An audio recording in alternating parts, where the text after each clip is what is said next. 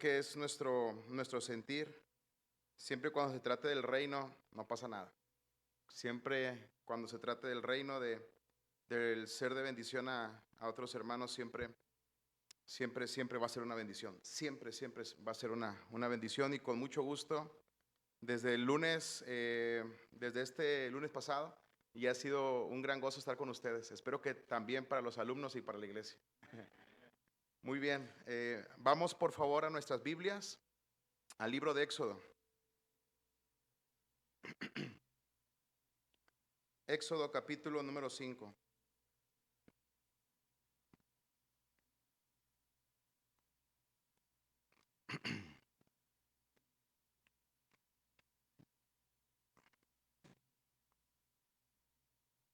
Éxodo capítulo número 5, por favor.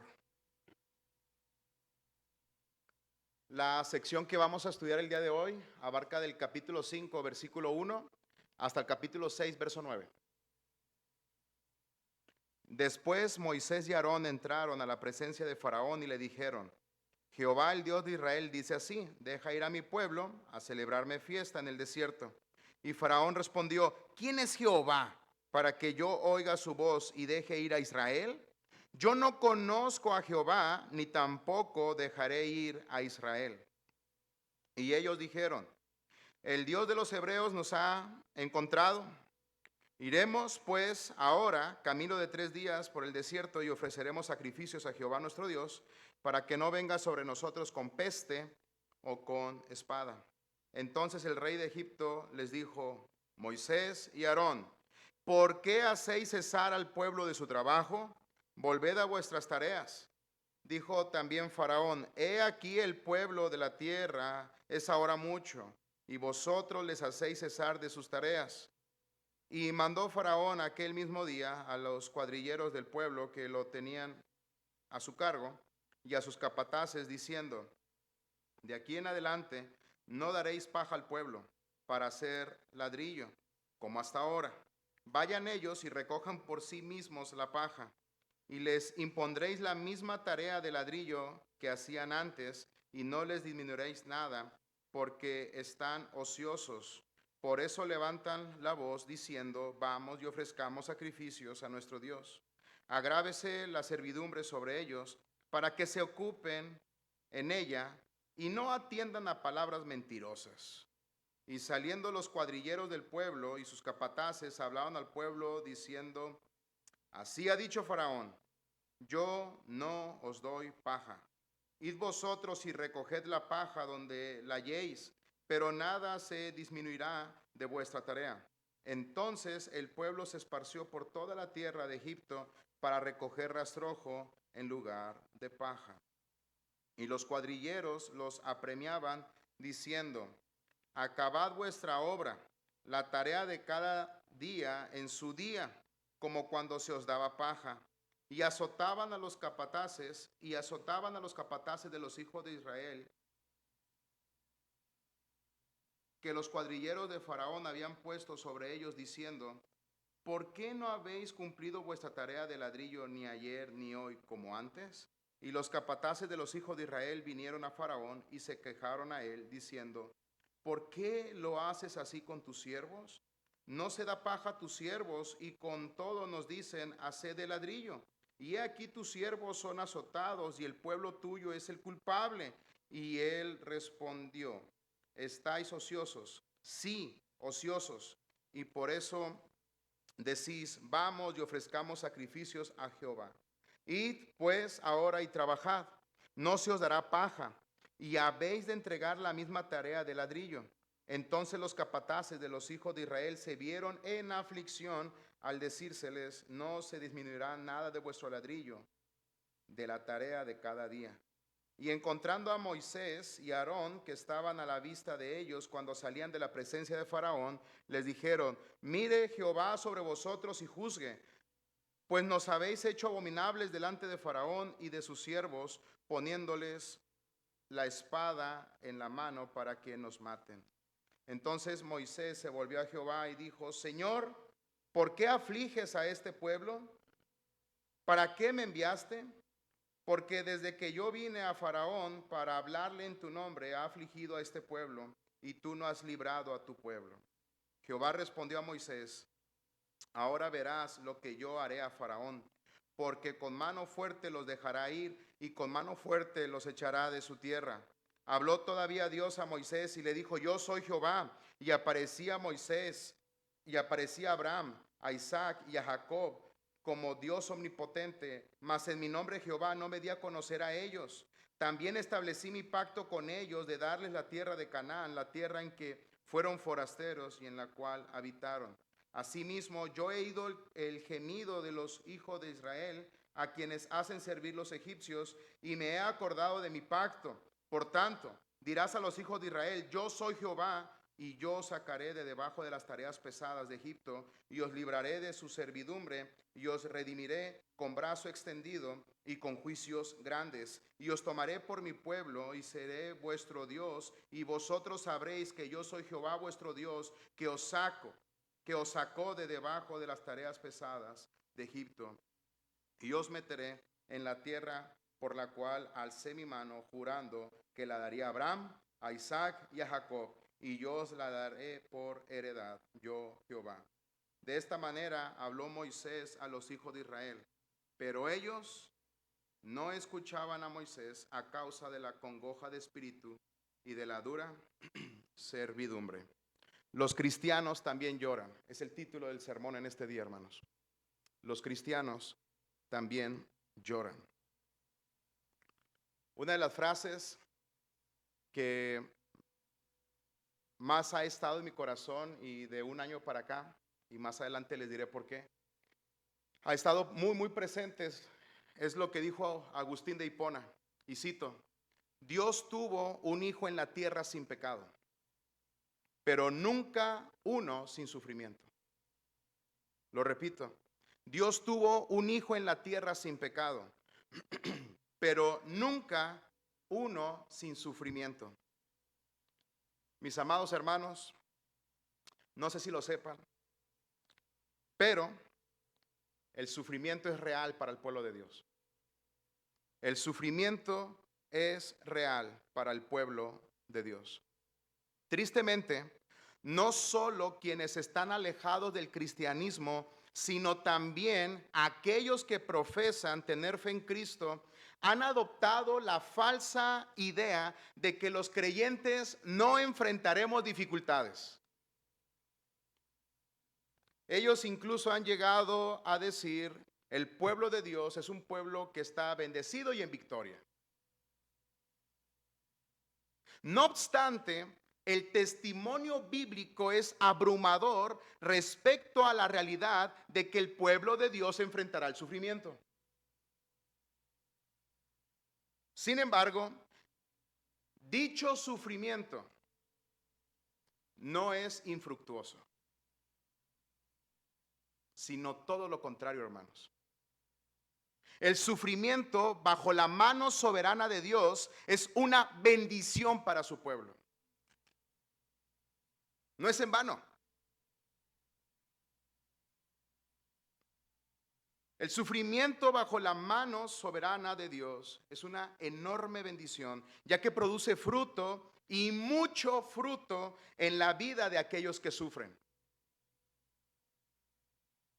Quiero mencionar lo que se dijo el pasado en relación con el sufrimiento, y no solamente en el contexto bíblico, sino también en el contexto secular. Escuchen, por favor. Mira cómo lo expresa Pablo. Romanos 5:4. Nos gloriamos en las tribulaciones, sabiendo que la tribulación produce paciencia, y la paciencia carácter probado. ¿Recuerdan a Santiago? Santiago capítulo 1, verso 2 y verso 3. Tengan por sumo gozo, hermanos míos, cuando se hallen en diversas pruebas. ¿Gozo en el sufrimiento?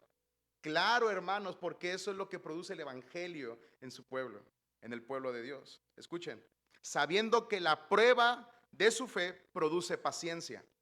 ¿Se dan cuenta? La realidad del sufrimiento para el pueblo de Dios, pero también la realidad de que trae fruto. Es una bendición el sufrimiento para el pueblo de Dios.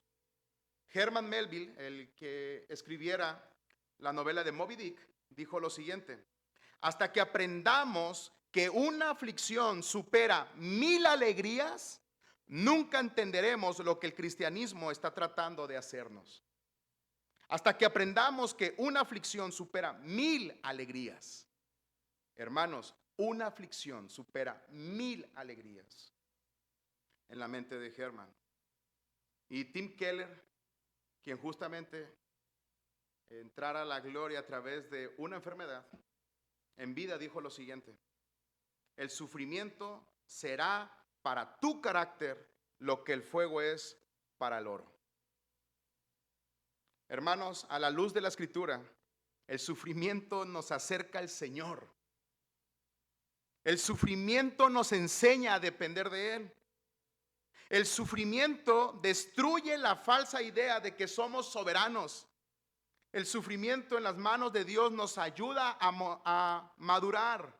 El sufrimiento en las manos de nuestro Señor nos lleva a la imagen de Cristo. Escuchen bien lo que les quiero decir, hermanos. La escuela del sufrimiento de Dios produce una relación más profunda con Él.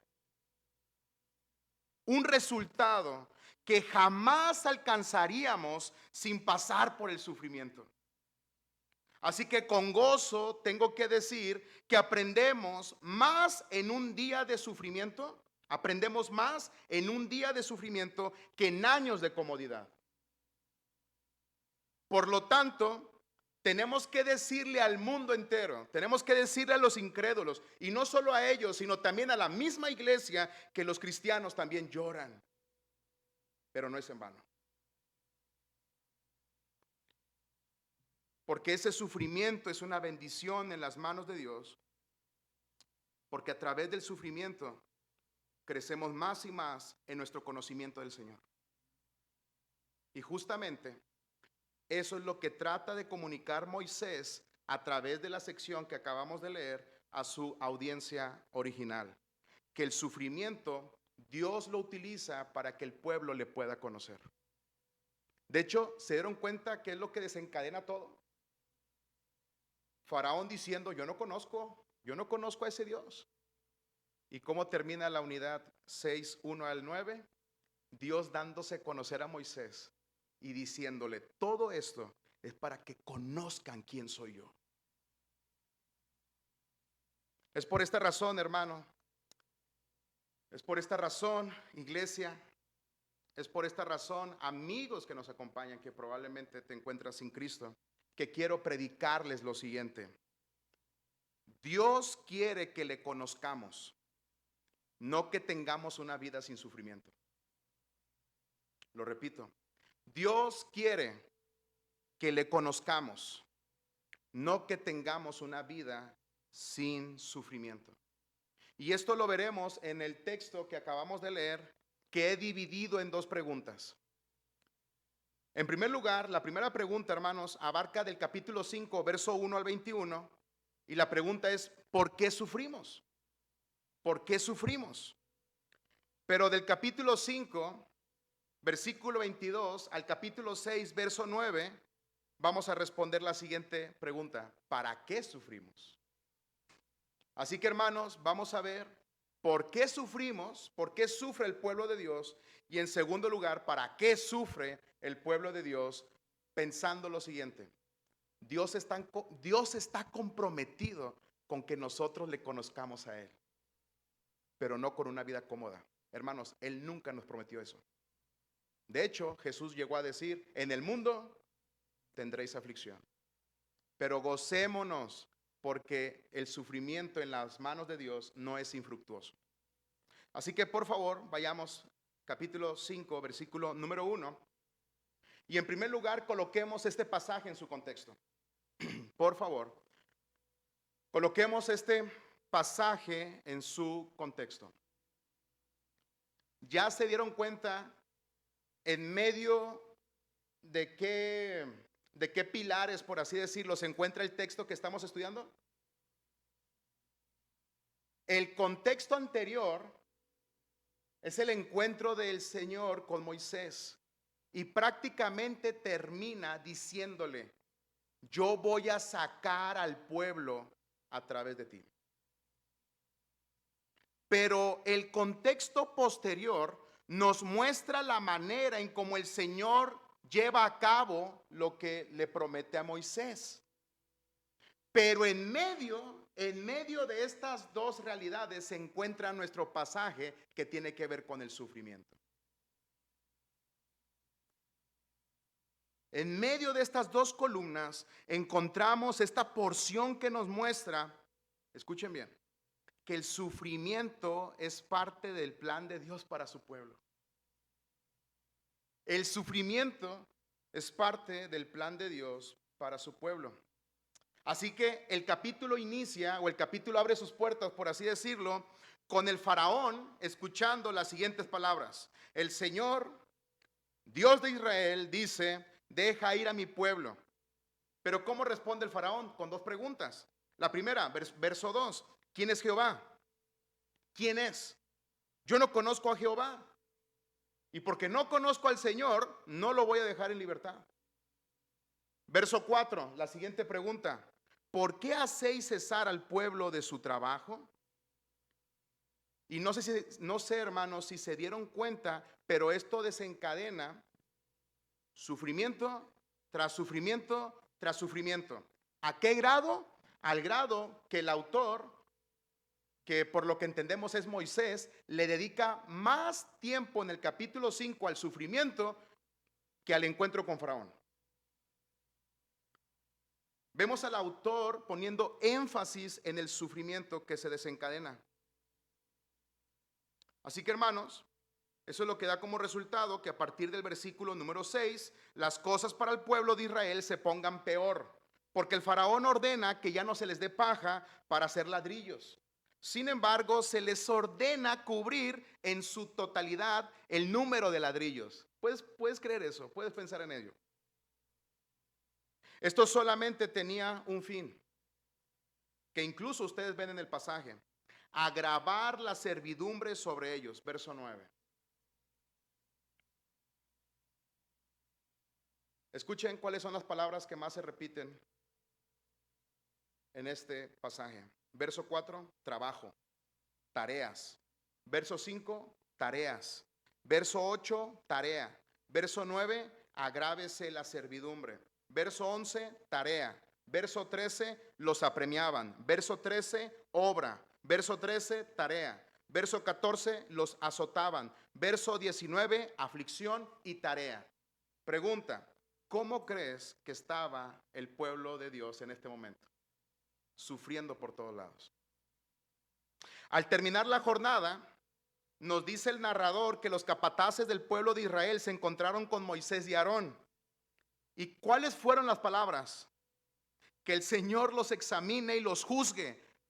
Por culpa de ustedes el faraón y sus siervos nos odian. Ustedes mismos les han puesto la espada en la mano para que nos maten. Hermanos, a la luz del pueblo, los culpables son Moisés y Aarón. ¿Recuerdas cuál es la pregunta que vamos a responder aquí? ¿Por qué sufre el pueblo de Dios? ¿Por qué sufre el pueblo de Dios? ¿Estás listo para escuchar? El pueblo de Dios sufre porque es el pueblo de Dios. Eso es lo que vemos en el pasaje. Mis hermanos, ciertamente sufrimos por causa del pecado. Con la entrada del pecado, recuerden que cayó todo. Y una de esas consecuencias es el sufrimiento. Hermanos, vivimos en un mundo caído, con cuerpos caídos. Convivimos con gente caída. Pero el pasaje es enfático en mostrar una de las razones por las cuales el pueblo de Dios sufre. Y la razón es por ser pueblo de Dios.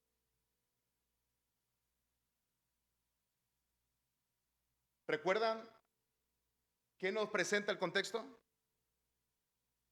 Dios envía a Moisés para que le diga a Faraón: deja salir a mi hijo.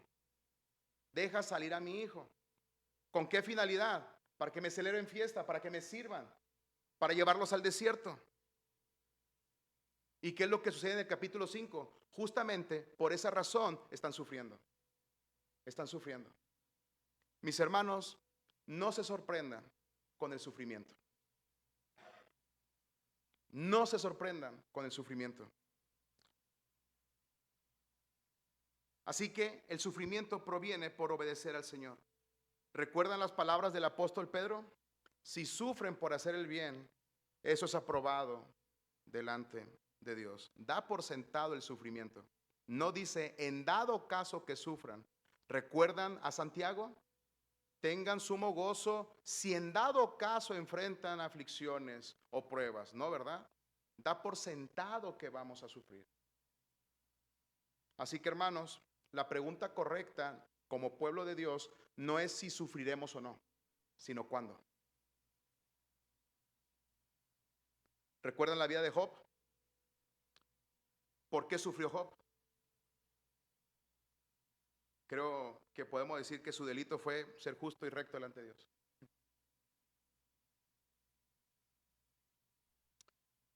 Desde el Edén, si usted lo recuerda, desde el Edén se le dio a la mujer, se le dijo a la mujer que habría enemistad entre la simiente de la mujer y recuerdan y la serpiente. Por esa razón, cualquiera que se identifique con el Señor padecerá por su causa. Mis hermanos,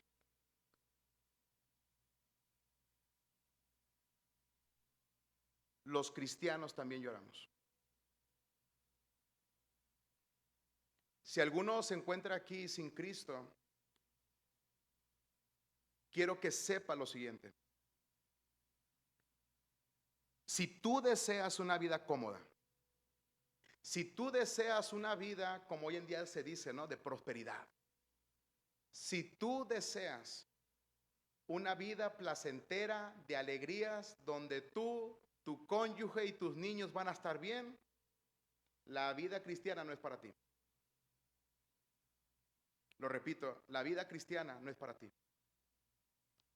Hermanos, la vida cristiana se caracteriza por la vida de nuestro Señor, y es el sufrimiento. La vida del cristiano es el camino angosto. La vida del cristiano es sufrimiento tras sufrimiento tras sufrimiento. Pero la vida del cristiano es la mejor que puedes tener. Así que si alguno se encuentra sin Cristo, quiero decirte que tú puedes venir a Cristo en cualquier momento, pero no creas que por estar en Cristo tendrás una vida color de rosa, porque los cristianos también lloran. Pero ahora quiero dirigirme, queridos hermanos, aquellos que están en Cristo, quiero decirte lo siguiente. Nuestro Señor nos ha hecho grandes promesas. ¿Tendrás alguna en mente? Yo creo que muchas. Jesucristo va a regresar, hermanos. Y hoy pudiera ser ese día. Jesucristo nos ha prometido su presencia, su gracia, su amor, su perdón, vida eterna que ya disfrutamos al estar conociendo al Señor. Mis hermanos, incluso algunas promesas se encuentran en nuestros refrigeradores, ¿cierto? Pero se nos ha olvidado algo, que el Señor nunca nos prometió una vida sin dificultades. De hecho, en el mundo tendréis aflicción. Y yo creo que más de uno no pondría esto en su refrigerador o en el centro de mesa. Pero es una enorme realidad. El Señor nos hizo grandes promesas, pero jamás nos prometió una vida sin dificultades. Jamás. El Señor nos ha prometido lo siguiente. Aunque no nos prometió una vida sin sufrimiento, quiero decirles que sí nos ha prometido que un día ese sufrimiento terminará, porque ya no habrá más pecado, ya no habrá más llanto, ya no habrá tristeza, ya no habrá dolor, hermanos. En un día futuro, no habrá llanto, no habrá tristeza, no habrá dolor. Eso sí nos ha prometido el Señor. Y tú puedes llegar a ver Apocalipsis y te vas a dar cuenta que en un momento estaremos con Él por la eternidad sin pecado. Pero no hemos llegado a ese día. Mientras llegamos a ese día, abracemos el pecado. Abracemos el sufrimiento que viene a razón del pecado. Así que hermanos, mientras llegamos a ese día debemos abrazar diariamente la verdad bíblica de que enfrentaremos dificultades por ser pueblo de Dios. Pero no se desanimen, ya que el sufrimiento en manos de Dios es una bendición, porque el cristiano no sufre en vano. Así que veamos en segundo lugar para qué sufrimos. ¿Ok? Capítulo número 5, versículo 22 al 6:9. Veamos en segundo lugar para qué sufrimos. ¿Para qué sufrimos?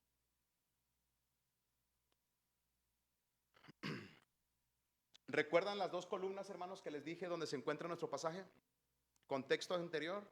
Dios ha determinado y le ha comunicado a Moisés que va a librar el pueblo a través de él. ¿Sí recuerdan que nos muestra la columna del contexto posterior? ¿Cómo Dios lleva a cabo eso? Al ver eso, hermanos, al ver eso, nos surge la siguiente pregunta. ¿El Señor podía sacar al pueblo en ese momento y matar a Faraón? ¿Sí o no? ¿Qué piensan? ¿Ustedes creen que Dios bien pudo haber dicho en ese momento, adiós Faraón, se nos muere, y de repente desaparecer el pueblo y aparecer en la tierra prometida? ¿Qué piensan? ¿Sí lo pudo haber hecho o no? Claro que sí, hermanos. La pregunta es ¿por qué no lo hizo? ¿Por qué permitió que su pueblo enfrentara dificultades? ¿Por qué? Y la respuesta es porque Dios está comprometido con que su pueblo le conozca. Observa por favor lo que le dice Dios a Moisés en el verso 7 del capítulo número 6. En este pasaje Dios le dice a Moisés todo lo que hará, pero después le dice por qué razón lo hará. ¿Y cuál es la respuesta? Para que sepan que Dios es el Señor. Así que el fin es conocerle. El fin es conocerle. Hermanos, en el pasaje el fin no es liberarlos y ya, sino que todos conozcan quién es el Señor. El pueblo necesitaba de las dificultades para que pudieran contemplar quién es el Señor. En este momento, hermanos, debo aclarar algo. Porque conocer al Señor no significa saber algo del Señor. Y necesito aclarar eso. Conocer al Señor es más que conocer algo del Señor. Cuando hablamos de conocer al Señor, lo que estoy diciendo es una relación personal con el Creador del universo. Significa tener una relación con el Señor. Y en dicha relación con el Señor, nuestro conocimiento de Él va en aumento a través de su palabra, a través de lo que Él ha querido revelar. Y mientras más le conocemos, más le amamos. Y si le amamos, guardamos sus mandamientos. Así que las dificultades son el instrumento, son las herramientas de Dios para que podamos crecer en esa relación con Él. ¿Te das cuenta? No es infructuoso el sufrimiento. Y hermanos, muy probablemente a más de uno le puede sonar chocante lo que les voy a decir, pero el sufrimiento es una bendición. Mis hermanos, la realidad es que muchos aspectos de la vida cristiana son imposibles de experimentar sin el sufrimiento.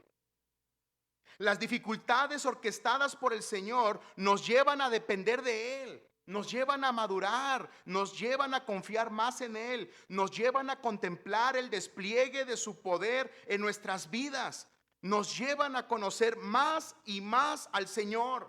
¿Saben por qué? Porque Dios está comprometido con que nos parezcamos más a Él. Hermanos, Dios no está comprometido con tus sueños, Dios no está comprometido con tus metas, Dios no está comprometido con que salgas de viaje en este año. Dios no está comprometido con que tengas una familia feliz. Dios está comprometido con que tú te parezcas más a su Hijo. Y eso es lo que dice Romanos 8, ¿lo recuerdan? Para eso nos eligió. Para eso nos tomó desde la eternidad, para derramar su gracia, para que seamos como su Hijo. ¿Y saben qué? El sufrimiento nos lleva a ello. Pensar más como Cristo, hablar más como Cristo, sentir más como Cristo, vivir más como Él. ¿Te das cuenta por qué es triste y lamentable ver a hermanos o escuchar hermanos que dicen, yo le estoy pidiendo a Dios que me quite este dolor? Es como si le dijeras a Dios, Dios, no me quiero parecer a tu hijo. Creo que nuestras oraciones se deben ver más de la siguiente manera. Señor, ¿qué quieres que refleje de Cristo en mi vida ahora? Señor, no me quites este sufrimiento. No me quites este dolor. Ayúdame con tu gracia a vivir correctamente para tu gloria en medio del sufrimiento. Dios está comprometido con que nos parezcamos más a Él. ¿Y saben qué? Un día eso se va a cumplir a plenitud. Habiendo dicho esto, quiero que notemos que tenemos unos problemas muy serios. ¿Ya se dieron cuenta en el texto? Tenemos problemas muy serios. Porque uno de los que necesita con urgencia conocer más al Señor es Moisés.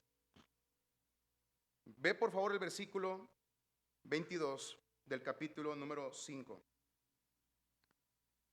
Prácticamente Moisés le dice a Dios lo siguiente: tú no has hecho nada. ¿Ya se dieron cuenta? El verso 22, prácticamente Moisés le dice a Dios, tú no has hecho nada. Ahora, esto es bien interesante, ¿saben por qué? Porque en la columna anterior, el contexto anterior, Dios se reveló a Moisés. Le mostró una zarza que estaba ardiendo, pero no se consumía. El Señor le mostró señales. El Señor le dijo, yo voy a sacar a través de ti al pueblo. Le mostró milagros, le mostró su presencia, le está afirmando su presencia para hacer lo que Él le ha pedido. Y Moisés simple y sencillamente le dice, tú no has hecho nada. Tú no has hecho nada. La pregunta es, ¿por qué Moisés se dirige de esa manera al Señor? ¿Por qué? Yo creo que más de uno le hubiéramos dicho a Moisés, Moisés, ¿no acabas de escuchar lo que te dijo? O sea, ¿por qué no recuerdas lo que te acaba de decir el Señor? Bueno, hermanos, antes de que adoptemos esa postura, quiero decirles que tú y yo hubiéramos hecho lo mismo. ¿Sabes por qué? Porque este pasaje nos muestra nuestra tendencia en medio de las dificultades. ¿Sabes cuál es? Olvidarnos de quién y cómo es el Señor. ¿Qué acaso, hermanos, esto no es una realidad? Creer y confesar que Dios es soberano es fácil cuando no hay enfermedad en casa. Pero ¿qué pasa cuando la enfermedad llega a nuestro hogar? ¿Qué pasa cuando los diagnósticos no son favorables? ¿No nos cuesta creer más que el Señor es soberano? Mis hermanos, creer que Dios proveerá lo necesario para nuestras familias es fácil cuando la quincena ha llegado, ¿cierto? Pero ¿qué pasa cuando la escasez llega? Creo que más de uno podrá decir, amén. Nuestra tendencia en medio del sufrimiento es olvidar quién es Dios y cómo es Dios. Pero lo que Dios le responde a Moisés a continuación, en el capítulo 6, verso 1 al 9, no nos caería mal recordarlo el día de hoy. Así que ¿están listos, hermanos? ¿Están listos para recordar quién es Dios en medio del sufrimiento? ¿Están listos para recordar cómo es Dios en medio del sufrimiento? Vean el verso 1. En primer lugar, Dios sigue en control. Amén. Dios sigue en control. ¿Tú crees que a Dios se le escapó de las manos tu enfermedad? ¿Tú crees que a Dios se le escapó de las manos ese diagnóstico difícil? ¿Tú crees que a Dios se le escapó de las manos tu escasez? ¿Tú crees que a Dios lo perturbó en su trono la situación que estás pasando? Por supuesto que no, porque Dios está en control. Y eso es lo que le dice en el verso 1. Después de decirle Moisés a Dios, no has hecho nada, en el verso 1 Dios le responde a Moisés, ahora verás lo que yo haré a Faraón. Wow, es como si yo me imagino a Moisés, yo pensé que no sabías, pero tú estás actuando. No dejaste de actuar. Nunca dejaste de tener el control de la situación. Y Dios le dice, ahora verás lo que yo haré a Faraón, porque con mano fuerte los dejará ir. Es como si Dios le dijera a Moisés, Moisés, la manera en como yo hago las cosas no es la manera en como tú haces las cosas. Y de hecho, del capítulo 3 en adelante, hay una frase que se va a repetir y es que Dios hace todas las cosas para su gloria. ¿Sabes por qué los llevó por el camino largo y no el corto? para su gloria. ¿Sabes por qué lo sacó de esa manera? ¿Sabes por qué el mar rojo? ¿Sabes por qué lo sacó de la manera en que lo sacó? Para su gloria. Así que en medio del sufrimiento, y hermano, no sé si alguno de los presentes llegó así a la iglesia, cargado, con alguna situación difícil.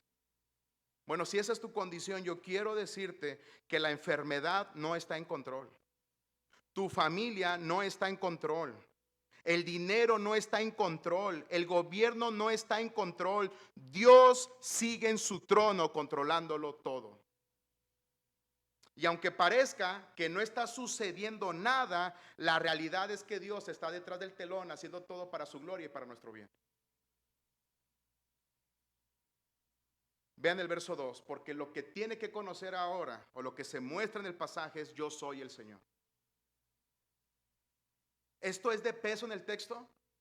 Claro que sí, porque si ustedes ven el contexto en el capítulo 5 y también adelante, se van a dar cuenta que Faraón está diciendo lo opuesto: yo soy. Pero no se preocupen, el único Señor en todo el universo es nuestro Dios. Verso 2, yo soy el Señor. Verso 3, mi nombre el Señor. Verso 6, yo soy el Señor. Verso 7, yo soy el Señor. Verso 8, yo el Señor. ¿Querrá Dios mostrar a Moisés y al pueblo que Él es el Señor? Amén. Esta es la siguiente verdad que vemos en el texto. El Señor le recuerda a Moisés que existe un solo Señor en la tierra y un solo Señor en el cielo, y ese es Dios. Pero no el Dios que muchos han formado en su mente, el Dios pasalón, el Dios que solo es amor, el Dios que es todo un caballero y que no hará nada sin que tú se lo permitas. No, hermanos, ese no es el Dios de la Biblia. El Dios de la Biblia hace todo lo que Él quiere para su gloria. Él es soberano, Él es el Señor. Recuerden el capítulo 3, Él es el eterno Dios que cumple su palabra. ¿Recuerdan Éxodo 34? Jehová, Jehová, clemente, misericordioso, lleno de verdad, de gracia, amor, y que no tiene por inocente al culpable. Ese es el Señor. ¿Saben cuál es nuestra tendencia, hermanos, en medio del sufrimiento? Nunca vas a ver a un hermano o a una hermana o a un joven o a una señorita decir lo siguiente: yo soy soberano. Jamás. Es más, si yo les preguntara, todos van a decir: hermano, yo nunca he dicho eso en el sufrimiento. Pero ¿qué tal con los hechos? Nuestra tendencia en medio del sufrimiento es tratar de controlar las cosas. Hay enfermedad, sí, pero tengo dinero. Hay enfermedad, pero tengo un ahorro. Sí, pasó un accidente, pero no te preocupes, el seguro lo cubre. Hermanos, tratamos de controlar las cosas en medio del sufrimiento sin darnos cuenta que en el trono tú y yo no estamos, sino el Señor. Así que nuestra determinación en medio del sufrimiento, a través o a la luz de esta verdad, es lo que dice la Confesión de Londres de 1689. Escuchen: Él es el creador y conservador de todas las cosas. Todo lo que sucede es por su voluntad y según su soberanía. Amén. Por lo tanto, ¿quién creen, hermanos, que determina cómo vamos a sufrir, cuándo vamos a sufrir, qué tiempo vamos a sufrir y qué sufriremos? ¿Quién lo determina? Dios. Amén. Pero vean, versículo 3, no solo le dice Dios a Moisés esto, sino también le dice que el Señor es omnipotente. Omnipotente. Hace unos momentos les dije, Dios pudo haber terminado el sufrimiento del pueblo, llevarlos a la tierra prometida. Creo que todos estamos de acuerdo que sí, pero no lo hizo. Ahora yo quiero preguntarte a ti, ¿el Señor puede terminar con lo que está sufriendo en este momento? Hermanos, ¿el Señor te puede dar en este preciso momento una vida llena de comodidades? Entonces, ¿por qué no lo hace? Porque en su soberanía ha escogido el mejor camino para nosotros con un mejor fin. Así que todo su poder lo está empleando para conseguir ese mejor fin, que es su gloria, a través del medio que ha escogido, que es el sufrimiento. Así que, hermanos, Dios usa todo su poder para hacer su santa y gloriosa voluntad en nuestras vidas, pero no para cumplir caprichos, sino para que la imagen de Cristo esté en nosotros y se vea. ¿Qué otra verdad aparece en el texto? Verso 5. Que Dios es misericordioso. Qué gloriosa verdad, hermanos. ¿No te consuela esta verdad? Capítulo 2 y capítulo 3 de Éxodo. Tú vas a ver que Dios oyó, Dios vio y Dios escuchó e hizo en medio del sufrimiento del pueblo. Y mira lo que dice el verso 5, que esto es monumental. Él escucha el gemido de su pueblo. Hermanos, Dios no es ajeno a nuestro sufrimiento. Querido hermano, querida hermana que está sufriendo y que muy probablemente estás pensando que estás solo o estás sola y que nadie está contigo, yo quiero decirte que Dios no es ajeno a nuestro sufrimiento. Él nos escucha, Él conoce lo que estamos pasando y Él nos acompaña en su gracia en nuestros momentos más difíciles de nuestra vida cristiana, porque Él es el Dios misericordioso. Él es misericordioso.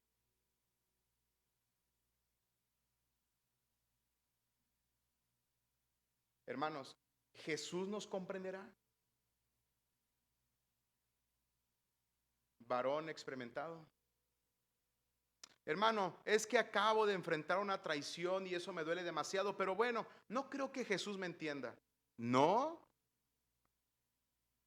Jesús dando su vida, Jesús enseñando, Jesús viendo por sus amigos y en medio de los 12 uno le traicionó.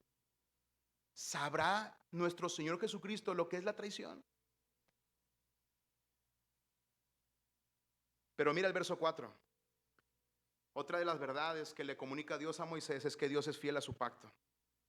Uf, qué bendición. Dios es fiel a su palabra.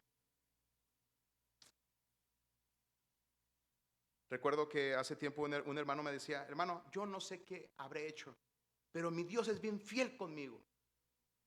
Bueno, si ese es tu pensamiento, quiero decirte que no. No.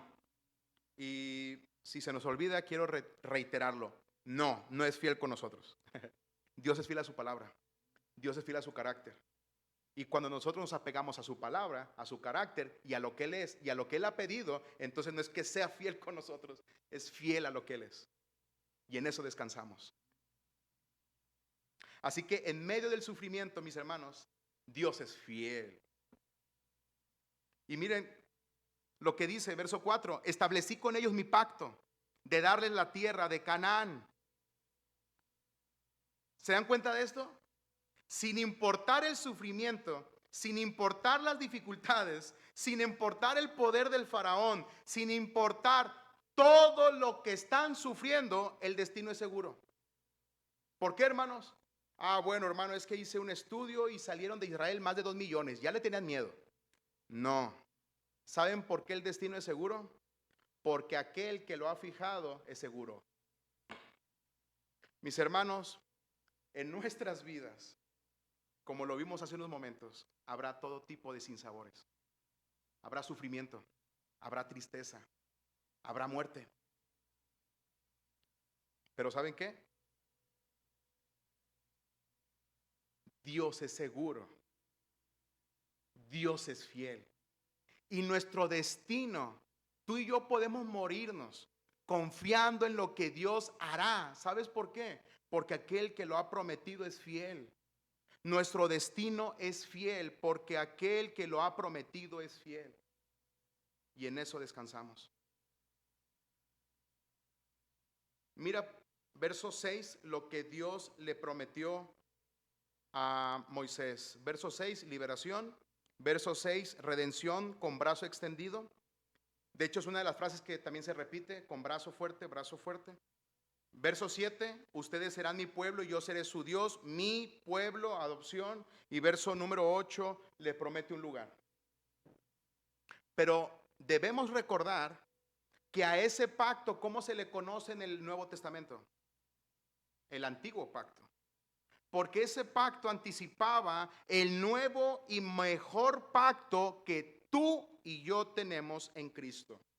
¿Y sabes qué es lo que tenemos en Cristo? Una mejor liberación que la de Moisés, porque Moisés los liberó de la esclavitud de Egipto, pero nuestro Cristo, nuestro verdadero Cordero, nos ha librado del pecado, de Satanás, de la muerte. En este pacto estaba una redención, pero en el nuevo pacto tenemos una mejor redención porque Jesús ha pagado con su propia sangre nuestra redención. Gracias a Cristo hemos sido adoptados por Dios, se nos ha dado el Espíritu Santo. Como dice el apóstol Pedro, ¿lo recuerdan? Somos el pueblo de Dios. Y hermanos, con gran gozo y ánimo tengo que decirles que incluso si llegase la muerte, quiero decirles que para los cristianos la muerte no es el fin de la historia.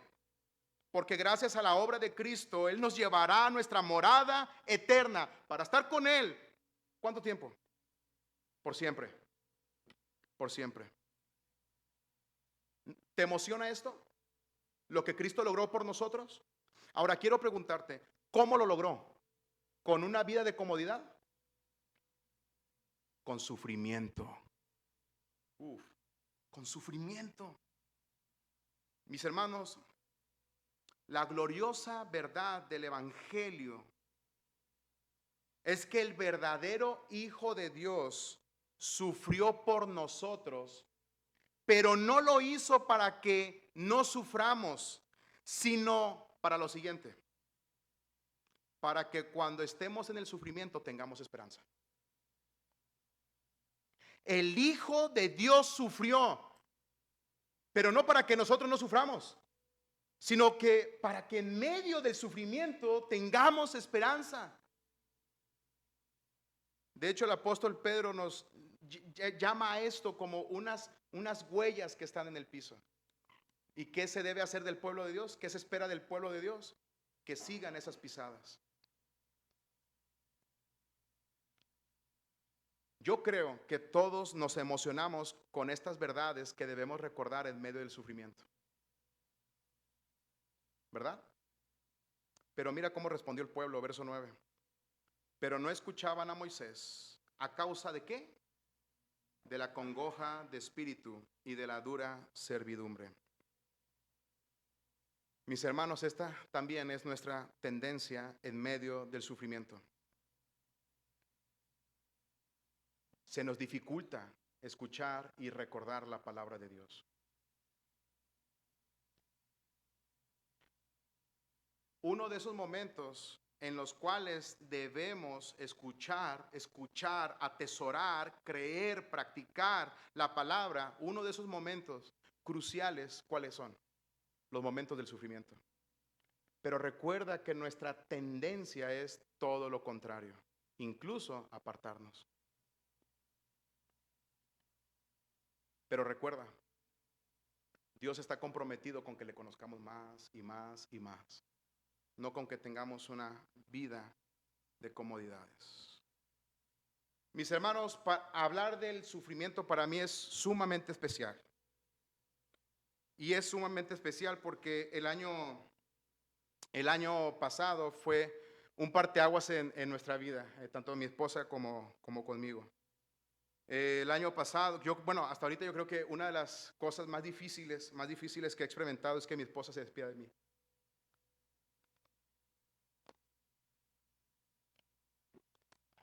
Algunas personas lo saben, creo que mi hermano Alejandro también lo sabe, y ella entró a urgencias y como estaba, ella simplemente se despidió de mí y me dijo: estoy lista para ver a mi Cristo. Bueno, le doy gracias a Dios que no pasó, sino que Dios tenía otros planes. Pero a partir de ahí a mi esposa le detectaron 2 enfermedades que hasta la fecha no tienen cura. Gracias a Dios, a través del tratamiento tiene una calidad de vida estupenda. Gracias a Dios, y gracias a Dios por la medicina también. Pero desde aquel día hasta la fecha visito más el hospital que a mis familiares. Pero ¿saben qué? Nunca había disfrutado tanto a Cristo como en estos momentos. Nunca. Y creo que si mi esposa estuviera aquí también les diría, nunca he atesorado tanto a mi Cristo como en estos momentos. Año y medio aproximadamente, casi 2 años llevamos desde que sucedió esto con mi esposa. Y quiero decirles que en estos 2 años, mi esposa y su servidor hemos crecido tanto. Hemos atesorado tanto a Cristo. Y quiero decirles que eso jamás hubiera pasado si no hubiéramos enfrentado el sufrimiento. Mis hermanos, se va a escuchar un poco raro, pero quiero darle las gracias a Dios públicamente por el sufrimiento. De verdad, de verdad. Así que no le digas no al sufrimiento. No le pidas a Dios en oración, ya no quiero sufrir. No, no, no. Ese es el instrumento en las manos de Dios para que sus hijos estén más y más y más en constante crecimiento de nuestra relación con Él.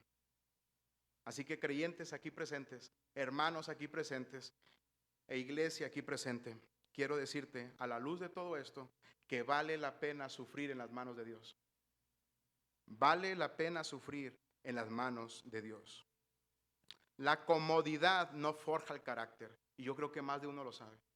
La comodidad no forja el carácter. La comodidad no nos hace contemplar a Dios profundamente. La comodidad no nos hace depender de Dios. No lo hace, pero sí el sufrimiento. Por eso también los cristianos lloran. Así que hermano que está sufriendo, si nuestra relación con Dios crece por causa del sufrimiento, si nuestro conocimiento de Dios, si nuestra relación con Dios crece por causa del sufrimiento, si tu esposo se parece más a Cristo por causa del sufrimiento, y esposos, si tu esposa, si tus hijos a través del sufrimiento están buscando el rostro de Dios, entonces vale la pena sufrir. Vale la pena sufrir. Pero si alguno se encuentra sin Cristo, quiero decirte lo siguiente. Lo que estás sufriendo ahora simplemente es una probada del sufrimiento real que viene. Porque un día el Cristo, no solo sufriente, sino también el Cristo glorificado y exaltado, porque se le ha dado un nombre, sobre todo nombre, regresará. Y a su pueblo, el pueblo que sufre, recibirá eterna consolación. Pero aquellos que no formen parte del pueblo de Dios recibirán eterno castigo.